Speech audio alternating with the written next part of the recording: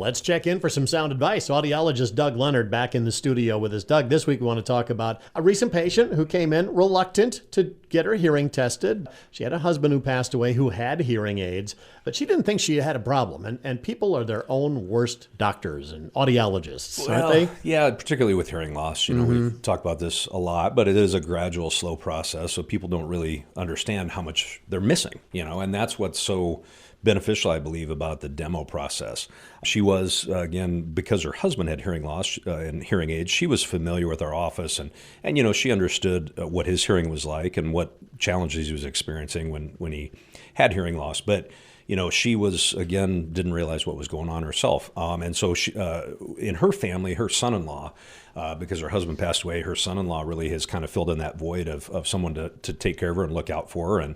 And he was instrumental really in her coming in and having a hearing evaluation because, he noticed that she was missing things just in general conversation and especially around the grandkids, and she was not participating and not enjoying those grandkids very much. It could be Camp Run-Amok. They could be all talking at one time, and it's hard to decipher that for anybody, let alone someone with a hearing loss. But I'm interested, what would her reaction be as to trying the demo? Was she willing to go in and try the demo? Yeah, she was. Her son-in-law did come in with her to the appointment. I think that's a great idea for anybody that's listening if they're coming in for an evaluation or if you have a family member or a loved one that's coming in to accompany them, just as a little moral support and to help with questions and things like that. But, she wasn't reluctant. We did the demo with her and it's always that learning process, figuring out how to work with the hearing aids, figuring out how to get adjusted to the new sound that she was hearing. But she came back in, and she was just doing great. A couple weeks later, her attitude, I'm sure, was like, whoa, I didn't know what I was missing. Exactly. And that was what she said. She said, seeing is believing. And then she corrected herself almost immediately, really hearing is believing, which I thought was a great tagline. And that's the truth about a demo is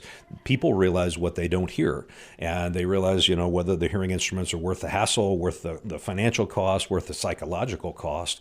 And so there's really no reason of a person suffering from hearing loss that they don't at least consider a hearing aid demo. Plus, it gives you the idea that you just can't pop in a hearing aid and be cured. It takes time to adjust to those. And that's a great point too. When we start out, it's all new, and every little sound, every new thing that they experience, it takes adjustment, it takes adaptation, it is rehabilitation, and she'll still be going through that, 3 months and 6 months down the road. Yeah, it's funny how when you pay for something and you don't really like it at first, you got to get adjusted to it, you tend to have a negative attitude about it sometimes. But if you're doing a demo, then it goes much smoother, I would think. It is. It's the motivation of the frustration of the hearing loss. And she was definitely motivated because she was missing things. And once we did the demo, everything worked out great for her. Again, it's another success story with the demos happening right now at ASI, Audiological Services of Iowa. People should check this program out. What's the phone number here in town, Doug, to make an appointment to get their hearing screened or talk more about the demos? Yeah, we'd love to visit with them. They can call and talk to Teresa at 792-5933. Give them a call, and it's just a quick little visit with Doug and the great staff there at Audiological Services of Iowa.